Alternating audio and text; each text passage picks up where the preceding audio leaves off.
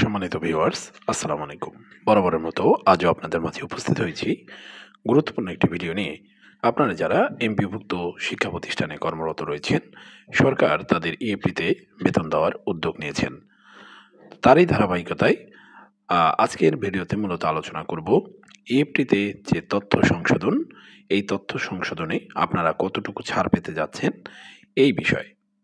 তো আমরা মূল ভিডিওতে প্রবেশ করব। আর মূল ভিডিওতে প্রবেশ করার আগে অবশ্যই ভিডিওটি না টেনে সম্পূর্ণ দেখার আহ্বান রইল। সেই সাথে ভিডিওটি ভালো লেগে থাকলে অবশ্যই ভিডিওটিতে একটি লাইক দিয়ে শেয়ার করে দেবেন। একই সাথে চ্যানেলটি সাবস্ক্রাইব করার অনুরোধ রইল। তো বন্ধুরা, আমরা হেডিংয়ে দেখতে পাচ্ছি ইএফটিতে বেতন তথ্য সংশোধনে ছাড় পাবেন শিক্ষক কর্মচারীরা। রিপোর্টটি আজ 25 ফেব্রুয়ারি 2025 আপডেট করা হয়েছে। আমরা যদি একটু মূল পর্বে প্রবেশ করি, সেখানে বলা রয়েছে বেসরকারি শিক্ষা প্রতিষ্ঠানে কর্মরত এমপিভুক্ত শিক্ষক কর্মচারীদের ইলেকট্রনিক ফান্ড ট্রান্সফার বা ইএফটির মাধ্যমে বেতন ভাতা দেওয়ার ক্ষেত্রে ভুল তথ্য সংশোধনে ছাড় দেওয়া হবে।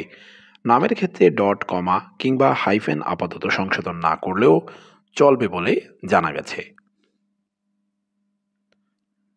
মাধ্যমিক উচ্চশিক্ষা অধিদপ্তর মাউশির education management information system EMISL সূত্রে এই তথ্য জানা গেছে। নাম অপ্রকাশিত রাখার শর্তে EMISL এর এক কর্মকর্তা দ্য ডেইলি ক্যাম্পাসকে বলেন, অসংখ্য শিক্ষক কর্মচারীর নামের বানানের ক্ষেত্রে ডট, কমা, হাইফেন সংক্রান্ত সমস্যা রয়েছে। এগুলো সংশোধন করতে গেলে অনেক সময় লেগে যাবে। সেজন্য আপাতত এই ভুলগুলো সংশোধন না করলেও চলবে। ওই কর্মকর্তা আরও বলেন, মূলত শিক্ষক কর্মচারীদের জন্ম তারিখ এবং নামের বানানের ভুল অবশ্যই সংশোধন করতে হবে। নামের বানানের ক্ষেত্রে 50% মিল থাকলে আমরা বিষয়টি সঠিক বলে ধরে নেব। তবে জন্ম তারিখ সহ অন্যান্য গুরুত্বপূর্ণ বিষয় অবশ্যই সংশোধন করতে হবে।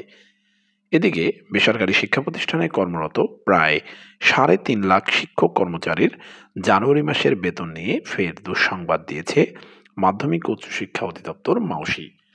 চলতি সপ্তাহে জানুয়ারি মাসের বেতন দেওয়ার কথা থাকলেও তা অনিশ্চয়তা তৈরি হয়েছে। শিক্ষা মন্ত্রণালয়ে পাঠানো প্রস্তাব অনুমোদন না হওয়ায় এই অনিশ্চয়তা দেখা দিয়েছে। তো বন্ধুরা, জানুয়ারি মাসের বেতন সংক্রান্ত আমরা একটি আপডেট দিয়েছি। তার ভিডিও লিঙ্ক আমরা ডিসক্রিপশন বক্সে দিয়ে দিয়েছি। আপনি সেখান থেকে চাইলে আপডেটটি দেখে নিতে পারবেন।